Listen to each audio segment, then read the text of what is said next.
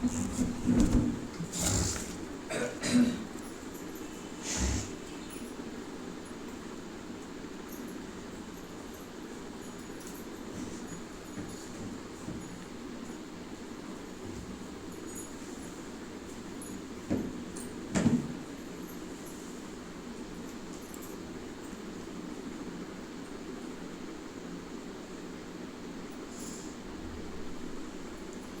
बच्चे, तुम बहुत लकी हो क्योंकि तुम्हें बाप की याद के सिवाय और कोई फिक्रात नहीं। इस बाप को तो फिर भी बहुत ख्यालात चलते हैं।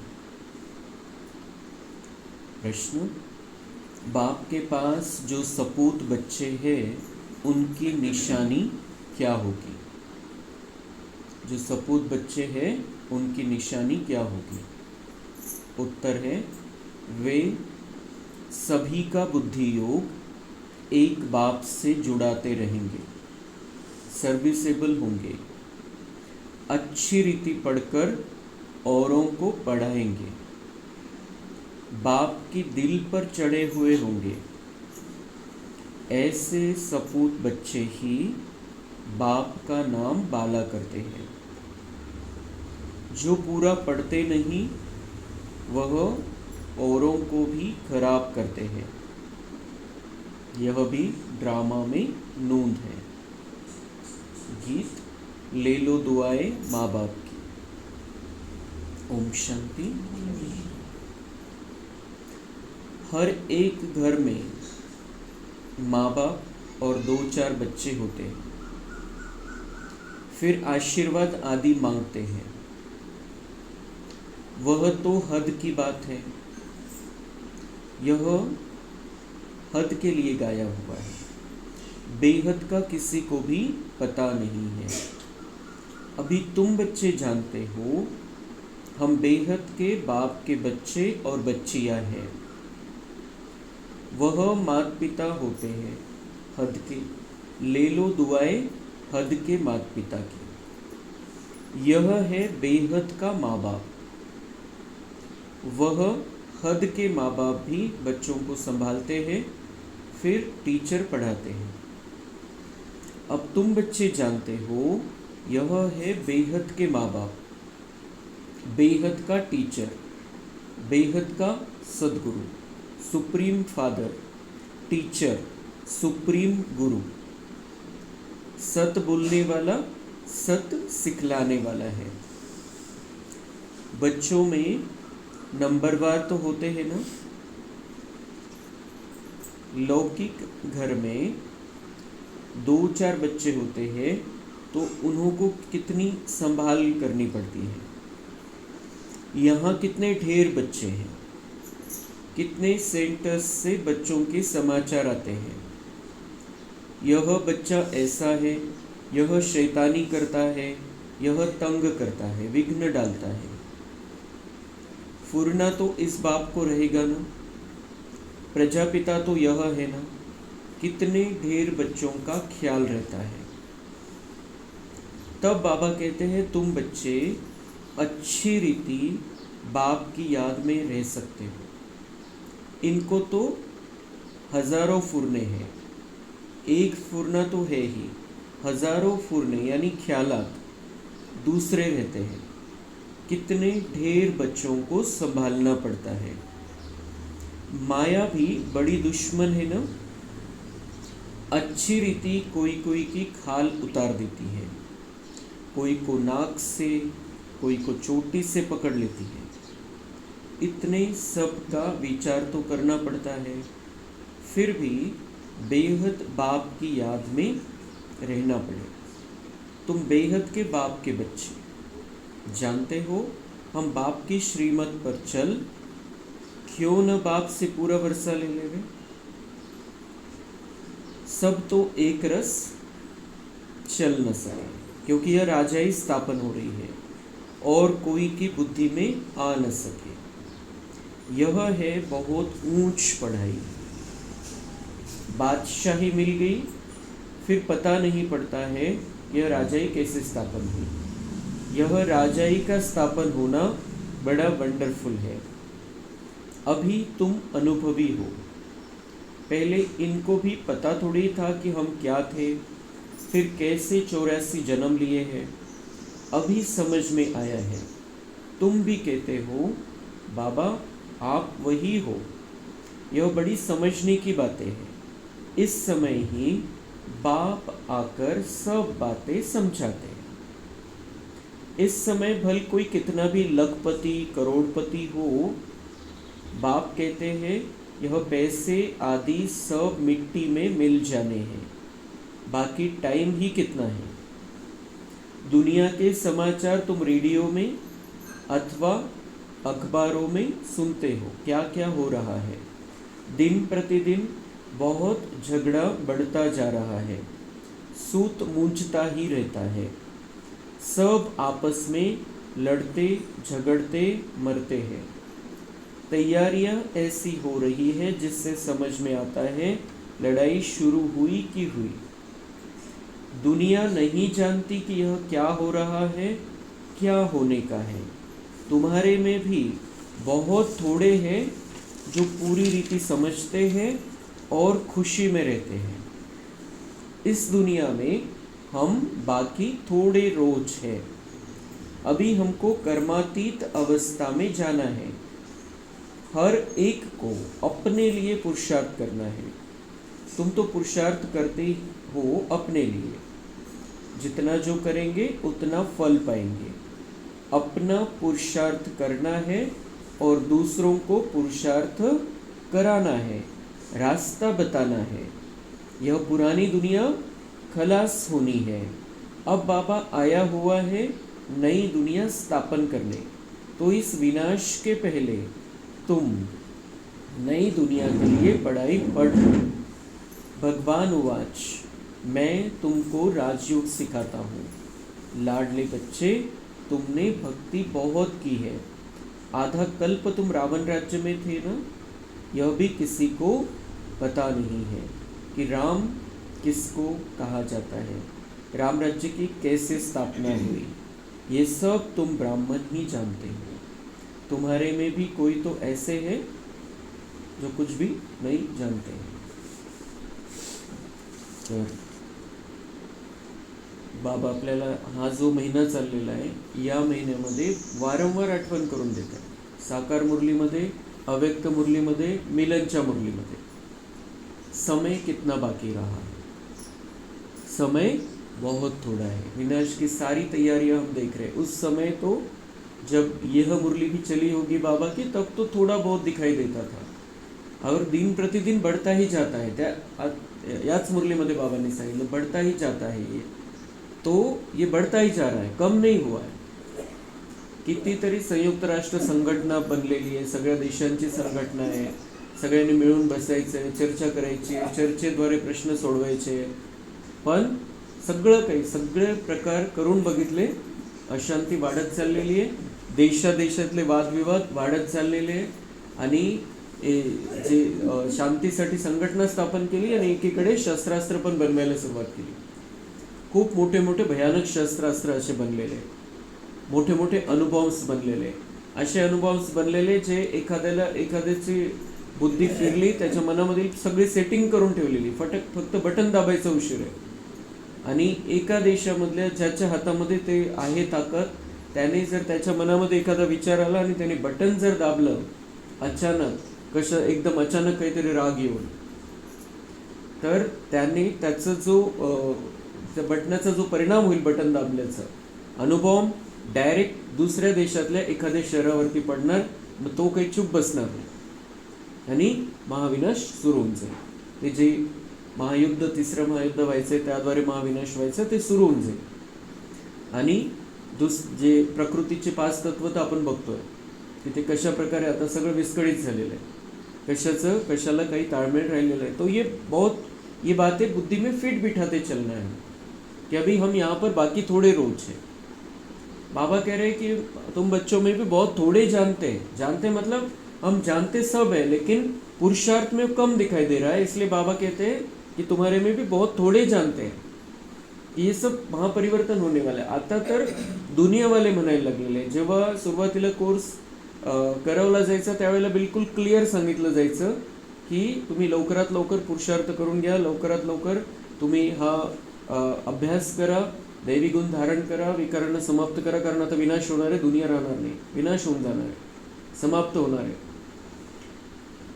आता आपण नाही सांगत, आता आपण क्लिअर कट सांगतोय जे सत्य आहे की महाविनाश होईल, पण महाविनाशाचं हे आहे, त्याचं महत्त्व हे आहे की हे महापरिवर्तन आहे. विनाश असा विनाश नाही, हे महापरिवर्तन आहे आणि यानंतर आता सतयुग येणार आहे. आपण क्लिअर कट असं सांगायला लागलेलो की नव्या दुनियेची तुम्ही तयारी करा, कारण नवी दुनिया यायची. आता विनाश होणार म्हणजे महापरिवर्तन होणार आहे आणि दुनियावाले म्हणताय की आता विनाश होणार आहे, आता ही दुनिया राहणार नहीं है.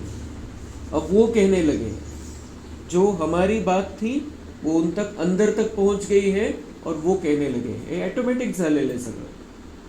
किती जण आज तयार आहे जे असं म्हणताय की अब ये दुनिया रहने वाली नहीं है. मतलब साधु सन्यासी भी कह रहे हैं, बहुत बड़े भी, छोटे भी, और जो वैज्ञानिक है वो भी कह रहे हैं कि ये दुनिया के संसाधन इतने हैं, ऐसा परिस्थिति ऐसी है कि दुनिया टिक नहीं सकती, ज़्यादा दिन चल नहीं सकती. ते तर साधू संन्यासी विसरूनच गेलेले आता की 40,000 वर्ष राहिलेले कलियुगाला, त्यांची आता म्हणायची हिम्मतच होत नाही.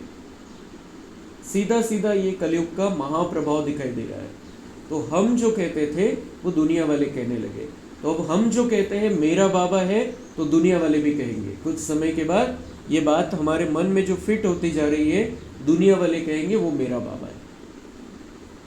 तो ये सारा परिवर्तन, ये बाबा आने के बाद से ये जो कुछ भी हुआ है, सारा प्रोग्राम ऊपर से हो रहा है. ये सारा कुछ ऊपर से हो रहा है.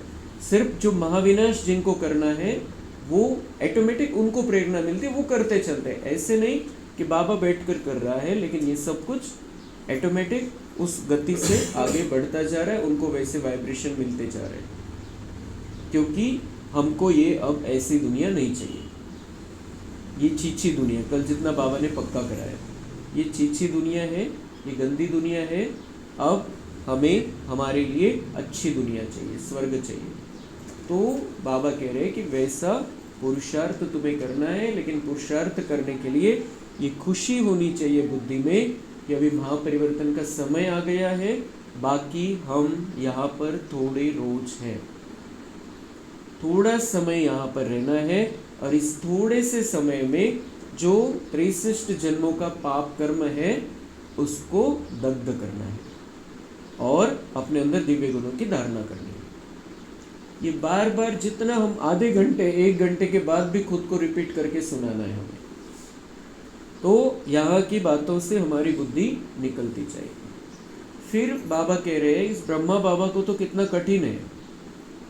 ब्रह्मा बाबा को तो बुद्धि में तो एक की याद है, वो तो सवाल ही नहीं, उसकी बुद्धि में एक की याद है, लेकिन बाकी बच्चों के कितने ख्यालात चलते रहते हैं. वो हमारा वो तो माता पिता है, इस ज्ञान मार्ग में हमारे माता पिता है, तो वो उनका सभी बच्चों का उनका विचार चलता है सभी बच्चों के बारे में, इसका क्या चल रहा है, उसका क्या चल रहा है. अभी भी वो ऊपर बैठा है, अभी उसकी कर्मातीत अवस्था है, अभी तो प्रभाव पड़ने का सवाल नहीं है, और बाबा और वो साथ में है तो याद करने का भी सवाल नहीं है.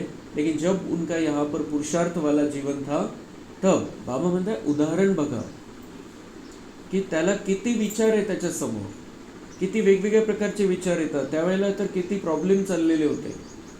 जोपर्यंत ब्रह्मा बाबा होते, अनेक ठिकाणी अनेक सेंटरवरती अनेक प्रकारचे पेपर्स, त्याच्यामध्ये मग बच्चांचं काय पुरुषार्थ चाललेला त्याविषयीचे विचार, कारण पत्रांचं देवाणघेवाण होत होती. बाबा पत्र लिहायचे, बच्चे पत्र लिहायचे, मग एखाद्याचं पत्र नहीं आलं तर मग बाबांचे विचार चालायचे की क्या हो गया बच्चे को, ये ढीला पड़ गया है, अलबेलापन आ गया है, माया ने इसको पकड़ लिया है, माया ने इसकी खाल खींच ली है, माया ने इसको नाक से पकड़ लिया है, कान से पकड़ लिया है, ऐसे विचार. क्योंकि बाबा को सबको आगे लेकर चलना है.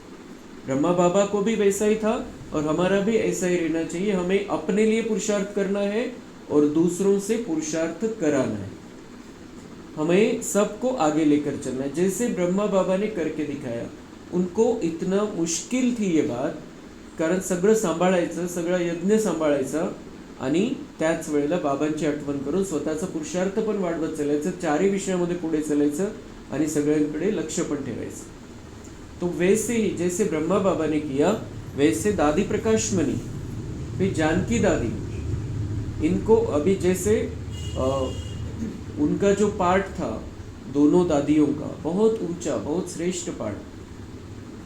ब्रह्मा बाबा ने तो पूरी तयारी कर दी, पाया रचून दिला, पण बिल्डिंग उभारायचं काम या दोन्ही दादींनी केलं मेन. तो ये सारे लोग हमारे सामने उदाहरण है कि अगर ये कर सकते हैं, इतने सारे परिवार को संभाल सकते हैं, तो हमारे तो घर में कितने संख्या है. तो उनको वो उतना परिवार संभालते हुए पुरुषार्थ करके ऊंचे चले गए, तो हमें तो कितना बड़ा चांस है. बाबा कह रहे हैं कि इसको तो तुम्हारे को तो बहुत अच्छा चांस है, इसको तो कितने ख्यालात चलते थे, कितने ख्यालात करने पड़ते थे.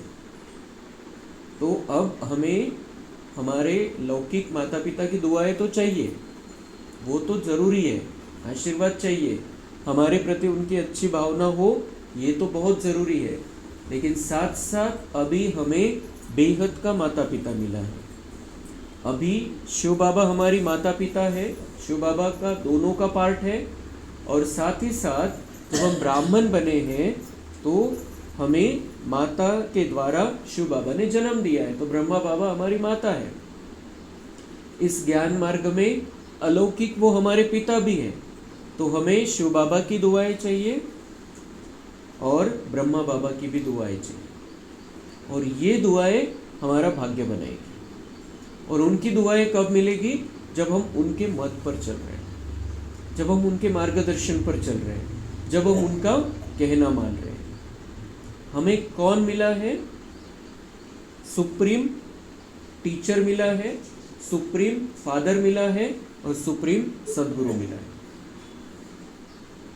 हद के गुरु तो बहुत है दुनिया में, हर धर्म में है, हर धर्म में बहुत सारे गुरु हैं, साधु सन्यासी है, कथावाचक है, उनको भी गुरु मानने लगे हैं. बहुत बड़े बड़े हैं दुनिया में, छोटे से लेके बड़े तक, कोई ने किसको गुरु माना है, कोई ने किसको गुरु माना है. तो ये जन्म की बात हुई. 63 जन्मों से हमने कितने गुरु किए होंगे, कितने गुरुओं को अपना सब कुछ अर्पण किया होगा, उनके कहने पर चले होंगे. लेकिन फायदा क्या हुआ? यहाँ पर आकर पहुंचे. जीवन कोणतं भेटलं? कलियुगी नरकामधलं जीवन. अब वो एक ही सच्चा सदगुरु हमें मिला है जो यहाँ से उठाकर सीधा स्वर्ग में लेकर जाएगा. और क्या करना है? सिर्फ वो जो कहता है उतना करना है, मन बुद्धि का काम है. बाकी कोई हमें भक्ति मार्ग का कुछ हठयोग का कोई प्रयोग नहीं करना है. किसी भी तरीके से कहीं पर हमें कोई पैदल करना है, कोई तीर्थ यात्रा करनी है, कोई अलग अलग व्रत उपवास करने हैं, कोई यज्ञ होम हवन करना है, कुछ नहीं करना है, कोई जप नहीं करना है. हमें जप करना है तो कौन सा जप कर सकते हैं? हम स्वमान की माला जप सकते हैं. स्वमान की माला कंटिन्यूअस हमारे बुद्धि में चलती रहे, वो जप कर सकते हैं हम. लेकिन बाकी तो कोई हमें राम राम शिव शिव वो कुछ कहने की ज़रूरत नहीं है, क्योंकि सबका बाप शिव बाबा हमारा हो गया है, हम उसके बच्चे बन गए. तो हमें कहीं जाकर कुछ करने की ज़रूरत नहीं है. जहाँ है वहाँ से हम ज्ञान, योग, धारणा, सेवा चारों विषयों में आगे बढ़ सकते हैं.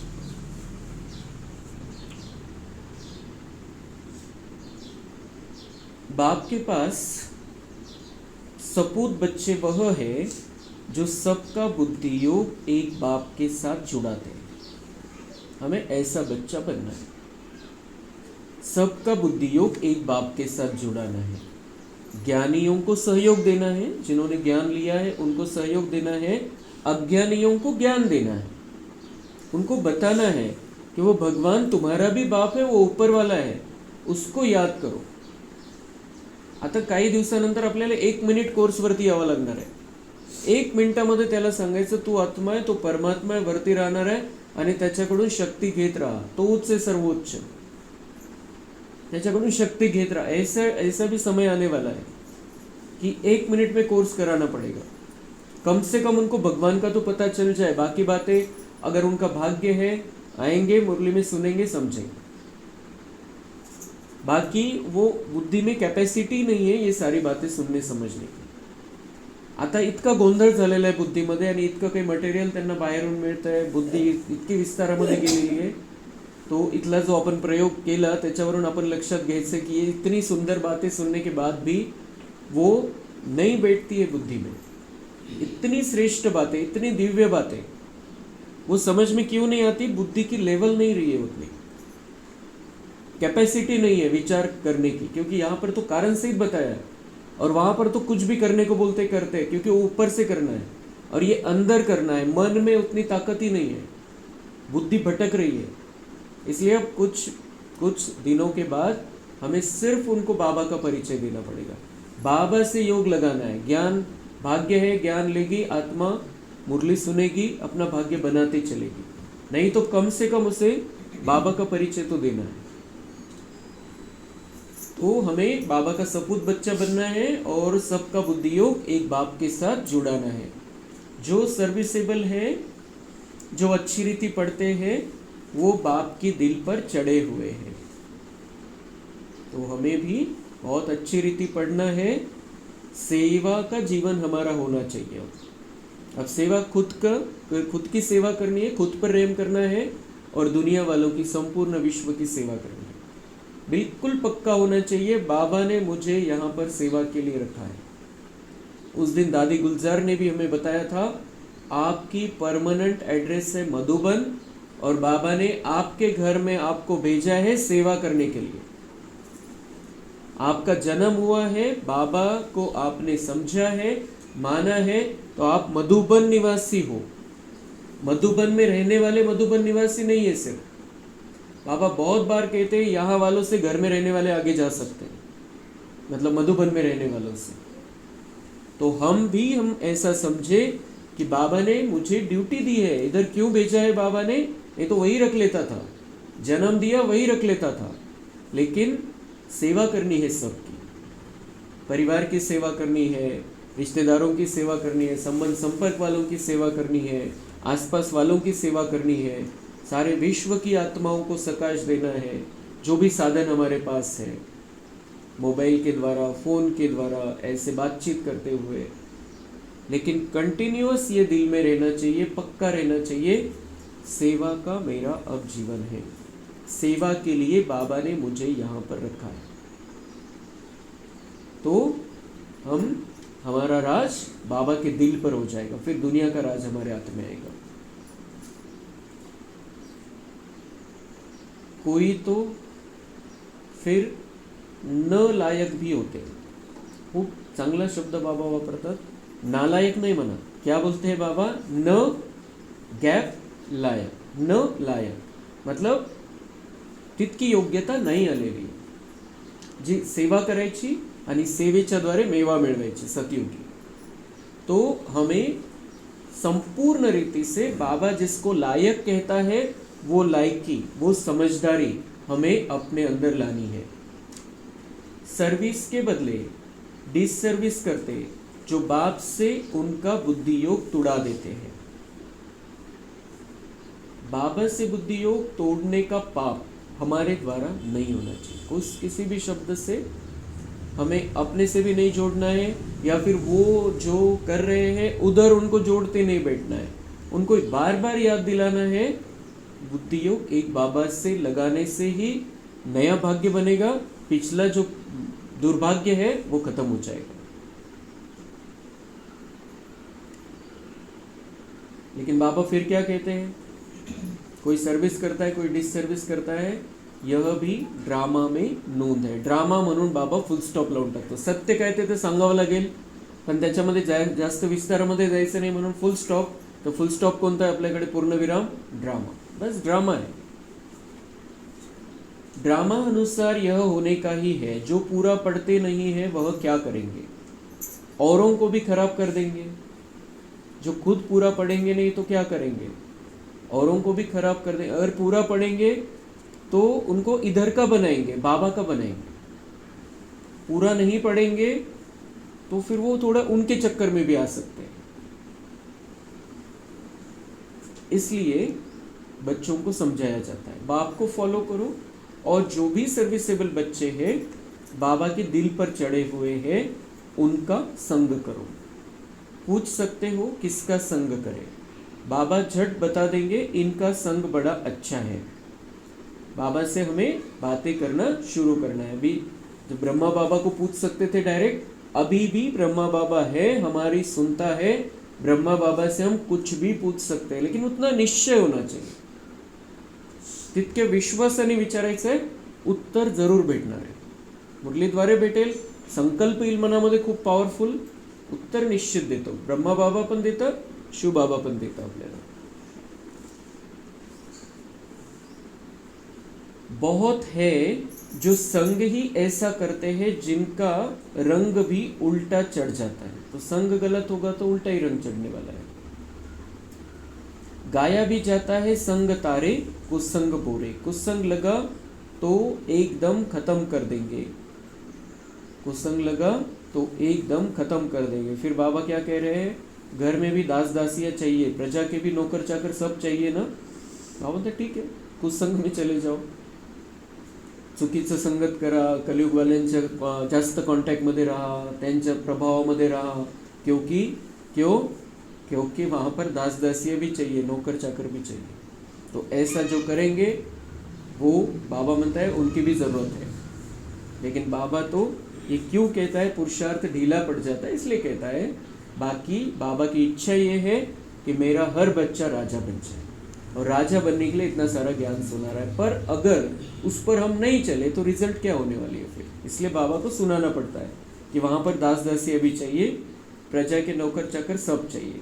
ये सारी राजधानी स्थापन हो रही है, इसमें बड़ी विशाल बुद्धि चाहिए। इसलिए बेहद का बाप मिला है तो श्रीमत ले उस पर चलो, नहीं तो मुक्त पद भ्रष्ट हो जाएंगे। वो मिल गया है, अभी वो मिल गया है, तो मिल गया है मतलब उसने हमको ढूंढ के निकाला है।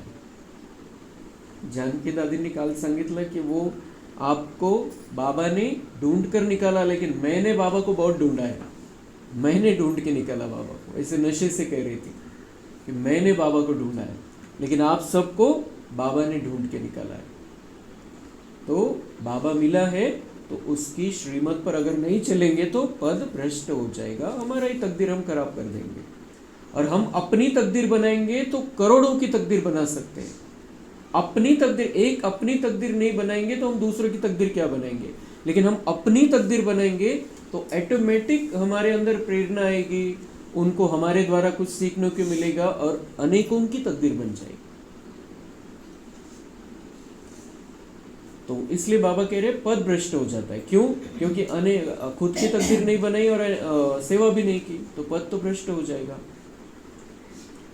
यह पढ़ाई है, इसमें अभी फेल हुए तो जन्म जन्मांतर कल्प कल्पांतर फेल होते रहेंगे। अच्छी रीति पढ़ेंगे तो कल्प कल्पांतर अच्छी रीति पढ़ते रहेंगे। कल्प कल्पांतर जन्म जन्मांतर की बाजी है, अभी ही नहीं खराब होगा, हर कल्प में खराब ही होगा अगर हम अभी खराब करेंगे तो। योग अच्छा है तो चलन भी अच्छी रहेगी। पढ़ाई में फिर कहाँ अहंकार आ जाता है, इसमें सारी गुप्त मेहनत करनी है याद की। तो बाबा मंदिर पढ़ाई में अहंकार भी आ जाता है। मेन बात योग की है, अहंकार तो बिल्कुल नहीं आना चाहिए किसी भी बात का, क्योंकि हम जो कुछ भी है, जो कुछ भी कर रहे हैं बाबा करा रहा है। बाबा की ताकत नहीं तो हम कुछ नहीं कर सकते। ये ज्ञान भी बाबा ने हमको दिया है, हमने नहीं निकाला कहीं से, ये बाबा ने दिया है, इसलिए हम होशियार हुए हैं। इसलिए किसी को भी थोड़ा भी अहंकार नहीं आना चाहिए। अहंकार आया हमारी गिरती कला हो जाएगी, और निरहंकारी है, निमित्त निर्माण है, तो हमारी चढ़ती कला रहेगी। तो इसमें सारी गुप्त मेहनत करनी है याद की। इसलिए ही बहुतों की रिपोर्ट आती है कि बाबा हम योग में नहीं रह सकते। बाबा को रिपोर्ट बताते हैं हम योग में नहीं रह सकते, मतलब योग में बैठते हैं तो योग लगता नहीं, ऐसे बच्चे कहते हैं। योग कैसा लगाना है समझ में नहीं आता है, तो बाबा क्या कहते हैं, बाबा ने समझाया है योग अक्षर निकाल दो। बाप जिससे वर्षा मिलता है उनको तुम याद नहीं कर सकते हो।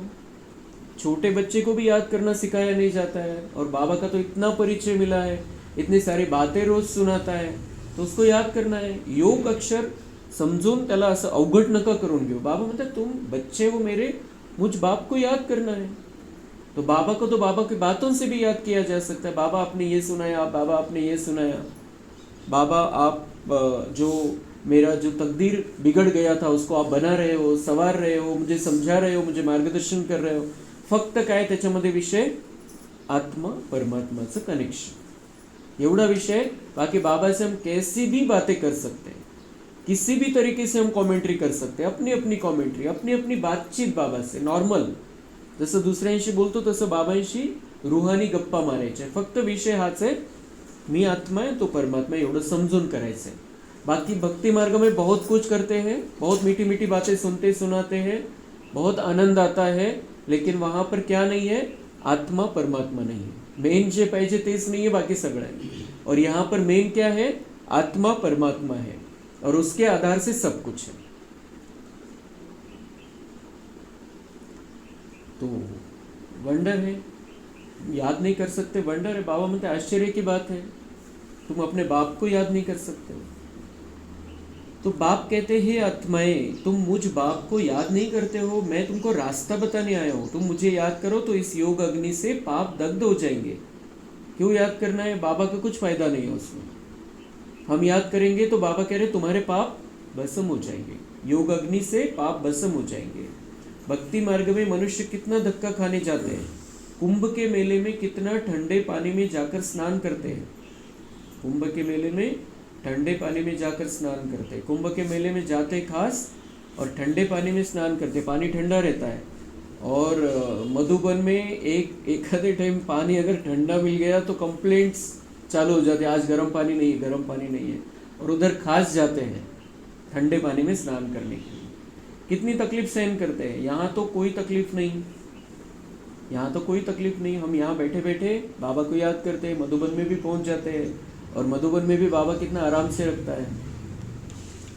जो फर्स्ट क्लास बच्चे हैं वह एक माशूक के सच्चे सच्चे आशिक बन याद करते रहेंगे. घूमने फिरने जाते हैं तो एकांत में बगीचे में बैठकर याद करेंगे. मतलब घूमने फिरने भी जाएंगे, हम बाबा के आशिक है, वो माशूक है. हम घूमने फिरने जाएंगे, कहीं पर भी जाएंगे तो हम बाबा की याद में हैं.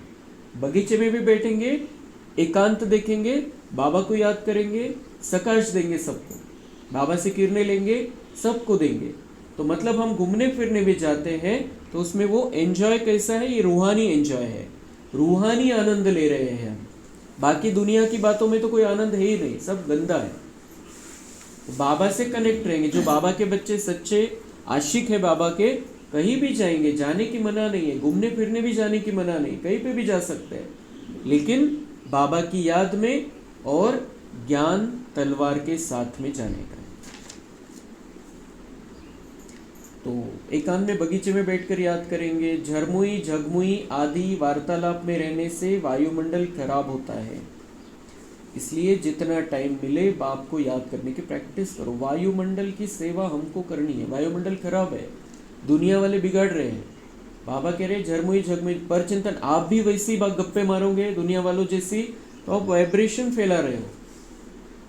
त्याचे त्याच्या गोष्टी आहे सगळ्या दुनियावाल्यांच्या, त्या तसं वातावरणामध्ये तुम्ही इथं नुसतं शब्द नाही राहत, तो शब्द वातावरणामध्ये मिसळतो.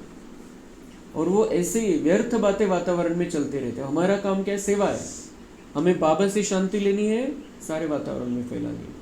बाबा से प्यार लेना है, सारे वातावरण में फैलाना है. ये व्यर्थ की बातें, परचिंतन की बातें, टेंशन वाली बातें हमें फैलाने के निमित्त नहीं बनना है, वातावरण को खराब करने के निमित्त नहीं बनना है. हमें अच्छी अच्छी बातें सोचनी है, बोलनी है, तो वातावरण बदलता जाएगा. हमारे घर का भी वायुमंडल हमें खराब नहीं होने देना है, बस अच्छा ही चलता रहे हमारे अंदर, तो वो घर के वातावरण में भी फैलता रहेगा, शांति प्रेम सुख. बाकी टेंशन वाली, डर वाली, दुख वाली, इसकी उसकी वो बातें नहीं फैलनी चाहिए, नहीं तो वही वातावरण में हम रह रहे हैं. सबसे पहले तो घर का वायुमंडल हमें स्वच्छ बनाना है, बस 7 किरणें फैलाते रहनी है. बाबा की 7 एनर्जियाँ बाबा से लेकर सारे घर में फैलानी है, और फिर जहाँ भी है वहाँ पर फैलाते चलना है, जहाँ जा रहे हैं वहाँ फैलाते चलना है. फर्स्ट क्लास सच्चे माशूक के आशिक बनो। वही साथ देता है, अंत तक साथ देने वाला, घर ले जाने वाला, सतयुग में पहुंचाने वाला एक ही प्यार का सागर है। तो बाकी दूसरा कोई साथी से हमें कुछ नहीं चाहिए, कोई कुछ दे भी नहीं सकता है। एक भगवान हमारा सच्चा साथी है और उसका प्यार पाना है, उससे प्यार करना है, तो हमारा जीवन, हमारा जो भाग्य है वो बहुत बहुत बहुत सुंदर हम बना सकते हैं। बाप कहते हैं देहधारी का फोटो नहीं रखो, सिर्फ एक शिव बाबा का फोटो रखो जिसको याद करना है। फोटो रखना है तो शिव बाबा का फोटो रखो। बाकी ये हम 7 दिन के कोर्स का फोटो रख सकते हैं, त्रिमूर्ति का फोटो रख सकते हैं, उनको बता सकते हैं बाबा भगवान का पार्ट क्या है, सृष्टि चक्र का बता सकते हैं, कोई भी फोटो। लेकिन बाबा बोलते हैं देहधारी के फोटो नहीं रखो, क्योंकि वो देह के वाइब्रेशन आएंगे, देहधारी की याद आएगी। इसलिए ब्रह्मा बाबा भी मना करते थे बहुत ज़बरदस्त। जो फोटो उपलब्ध है वो ज़बरदस्ती से बहुत रिक्वेस्ट करने के बाद बाबा ने निकालने दिए, ब्रह्मा बाबा के भी फोटो। तो देहधारी को याद नहीं करना है, बाबा मतलब देहधारी के फोटो भी मत रखो, फोटो बुद्धि में रहना चाहिए एक शिव बाबा का। तुम बच्चों को अब अपने आप से प्रतिज्ञा करनी है कि कुछ भी हो जाए आंसू नहीं बहाएंगे। फलाना मर गया, आत्मा ने जाकर दूसरा शरीर लिया, फिर रोने की क्या दरकार। प्रतिज्ञा करो, अब हम प्रतिज्ञा करो, चाहे कुछ भी हो जाए आंसू नहीं बहाएंगे। मतलब अंदर बाहर से भी आंसू नहीं बहाना है, अंदर भी नहीं रोना है। सगळ्यात मोठी गोष्ट काय होऊन जाते, दुःख देणारी मृत्यू कोणाचा। तो बाबा म्हणता है उस आत्मा ने जाकर दूसरा शरीर लिया, यहाँ का पार्ट खत्म हो गया, दूसरी जगह उसका पार्ट शुरू हो गया। रोने से क्या फायदा, वो रोने से आत्मा वापस तो आएगी नहीं, उल्टा दुख के वाइब्रेशन दे रहे, वहां का जीवन भी उसका खराब कर रहे हैं। तो इसलिए आज बाबा कह रहे प्रतिज्ञा करो आज कि हम कभी भी रोएंगे नहीं। और जब बाबा कहता है उसी समय हमें पक्का कर लेना है, मुझे रोना नहीं है, चाहे कुछ भी हो जाए, चाहे मृत्यु जैसी घटना हो जाए, रोना नहीं, इतना मजबूत बनना है कि हम उनको वो जहाँ अभी वापस तो आ नहीं सकते, अगर वापस आ सकते थे तो रो लो, 1 दिन 2 दिन 10 दिन 20 दिन 1 महीना। अगर वो 1 महीने के बाद भी वापस आने वाला है, अगर हम रोते बैठे तो कि हमारा रोना उसको सहन नहीं होगा और वो इधर आ जाएगा, हमने तो शरीर भी जला दिया उसका, कैसे आएगा वापस वो, आने की भी सोचे तो, और रख नहीं सकते शरीर को। तो फिर हमारा ये, अगर आ सकता था तो महीना भर रो सकते हैं, रोते बैठो, वो आएगा, लेकिन वो आने वाला ही नहीं है फिक्स है, तो फिर क्यों रोना है। उसको वहाँ जहाँ गया है वहाँ अच्छा रहे, वहाँ उसको शांति मिलती रहे, शक्ति मिलती रहे, उसका जीवन बहुत सुंदर हो जाए, यहाँ से 1000 गुना अच्छा उसको जीवन मिल जाए, ऐसी भावनाएं रखनी है। कोई भी, हमारे कोई भी रिश्तेदार हो, कोई भी हो, सबको सकाश देनी है। अगर कोई, क्योंकि कब किसका पार्ट खत्म होने वाला है पता नहीं है हमको, हमारा भी पता नहीं है तो किसी और का भी पता नहीं है, लेकिन रिटर्न टिकट तो फिक्स है, यहाँ से तो जाना है। अभी तो डायरेक्ट परमधाम की रिटर्न टिकट है, लेकिन किसी किसी का अभी यहाँ पर भी पार्ट हो सकता है, दूसरा जन्म लेना पड़ सकता है। तो वो जहाँ पर भी जिस भी जन्म में है, हमें उनको सकाश देनी है, अच्छी भावनाएं पहुँचाने, बिल्कुल पक्का कर लेना है आज, क्योंकि बाबा ने प्रतिज्ञा शब्द का है, प्रतिज्ञा कर लो, पक्का करून टाकायचं है। आंसू आया नापास हुए, अगर आपको आंसू आया मतलब आप फेल। इसलिए बाबा कहते प्रतिज्ञा करो कि हम कभी रोएंगे नहीं। परवाह थी पार ब्रह्म में रहने वाले बाप की, वह मिल गया तो बाकी क्या चाहिए, वो मिल गया, उसके द्वारा सब कुछ मिल गया, तो और क्या चाहिए। बाप कहते तुम मुझ बाप को याद करो, मैं एक ही बार आता हूँ यह राजधानी स्थापन करने के लिए, इसमें लड़ाई आदि की कोई बात नहीं। गीता में दिखाया है लड़ाई लगी, गीता में दिखाया है लड़ाई लगी, सिर्फ पांडव बचे, वह कुत्ता साथ में ले पहाड़ों पर गल गए, जीत पहनी और मर गए, बात ही नहीं ठहरती। तो हो बाबा मतलब क्या दिखाया उन्होंने, मतलब वो दिखाया जीत तो हो गई, मतलब बुराई पर अच्छाई की जीत हो गई, पण रिझल्ट काय, त्यांनी राज्य तर करायला पाहिजे होतं ना, मग तो वो तो दिखाया नहीं। पांडव गए पहाड़ी पर और गल गए, खत्म हो गए। तो क्या मतलब है फिर इतना लड़ाई लड़के? दिखाना था बराबर आहे की जीत होती है, बुराई पर अच्छाई की जीत होती, ते बरोबर दाखवलं आणि कहाणी खूप सुंदर रचलेली आहे, खूप सुंदर. पण बाबा म्हणते रिजल्ट गलत बता दिया. क्योंकि हम जीतेंगे, हम पांडव जीतेंगे तो हम राज करने वाले हैं दुनिया पर, इसीलिए हम ये महाभारत लड़ाई लड़ रहे हैं अंदर ही अंदर. यह सब है दंत कथाएं, इसको कहा जाता है भक्तिमय. ये सब है दंत कथा. एक तर कथा ऐकली मी, त्याच्यामध्ये त्यांनी सांगितलं शेवटी कि इस दंत कहानी का अक्षर अक्षर सच्चा है. मतलब कह रहे हैं दंत कथा है, और क्या कह रहे हैं, इसका अक्षर अक्षर सच्चा है. इसको कहा जाता है भक्ति मार्ग. बाप कहते हैं तुम बच्चों को इससे वैराग्य होना चाहिए. पुरानी चीज से नफरत होती है ना, नफरत कड़ा अक्षर है, वैराग्य अक्षर मीठा. बाबा बोलते सारी बातों से वैराग्य, जो भी भक्ति की भी बातें उनसे भी वैराग्य. बाबा बोलते नफरत नहीं करो. नफरत कड़ू शब्द है. नफरत नहीं, द्वेष नहीं, तिटकारा नहीं, क्या करा, वैराग्य कि मुझे अब इससे ऊपर उठना है, ये वैराग्य है. और वैराग्य अक्षर बाबा म्हणता है मीठा है, हमें मीठा बनाने वाला भी है. नफरत नहीं करना है किसी से, किसी बात से भी. जब ज्ञान मिलता है तो फिर भक्ति का वैराग्य हो जाता है. सत्युग त्रेता में तो फिर ज्ञान की प्रारब्ध 21 जन्म के लिए मिल जाती है, वहाँ ज्ञान की दरकार नहीं रहती. फिर जब तुम वाम मार्ग में जाते हो तो सीढ़ी उतरते हो. अभी अंत बाप कहते हैं अब इस पुरानी दुनिया से तुम बच्चों को वैराग्य आना है. तुम अभी शूद्र से ब्राह्मण बने हो, फिर सो देवता बनेंगे, और मनुष्य इन बातों से क्या जाने. बाप कहते तुम देवी देवता कितने साहूकार थे, फिर वह सब पैसे कहाँ गए. माथा टेकते टेकते टिप्पण घिसाते पैसे गवाया. कल की बात है ना, तुमको यह बना कर गए, फिर तुम क्या बन गए हो. क्या बन गए थे, लेकिन बाबा ने उठा लिया, अब हम देवता बनने वाले फिर से. अच्छा, मीठे मीठे सिक्के लधे बच्चों प्रति माता पिता बाप दादा का याद प्यार और गुड मॉर्निंग. रूहानी बाप की रूहानी बच्चों को नमस्ते. हम रूहानी बच्चों की रूहानी बाप दादा को याद प्यार गुड मॉर्निंग नमस्ते. वहाँ बाबा वहाँ, शुक्रिया बाबा शुक्रिया. स्लोगन है अशरीरीपन की एक्सरसाइज और व्यर्थ संकल्प रूपी भोजन की परहेज से स्वयं को तंदुरुस्त बनाओ. तब्येत चांगली ठेवायची आहे तर औषध गोळ्या देतो डॉक्टर, आणि त्यासोबत काय सांगतो, व्यायाम करा आणि काही पथ्य सांगतो. तर आपल्याला पण आपली आत्मिक तब्येत चांगली करायची आहे, सतोगुणी आत्मा बनायचं आहे. तर त्यासाठी एक्सरसाइज कोणती, व्यायाम कोणता करायचा आहे, अशरीरीपन. मैं अलग, ये शरीर अलग. मैं आत्मा इस शरीर से अलग हूँ. शरीर में रहते हुए अशरीरीपन का अनुभव कि मैं शरीर नहीं हूँ. बार बार चिंतन करना है, बार बार देखना है अपने आप को, मैं आत्मा हूँ. तर हा व्यायाम झाला, एक्सरसाइज झाली. आणि दुसरं पथ्य कोणतं ठेवायचं आहे, व्यर्थ संकल्प रूपी भोजन नहीं करना, आत्मा को नहीं देना है. पथ्य ठेवायचं आहे की व्यर्थ संकल्प चालवायचेच नाही आहे मध्ये. वरदान, पावरफुल वृत्ति द्वारा मनसा सेवा करने वाले विश्व कल्याणकारी भव.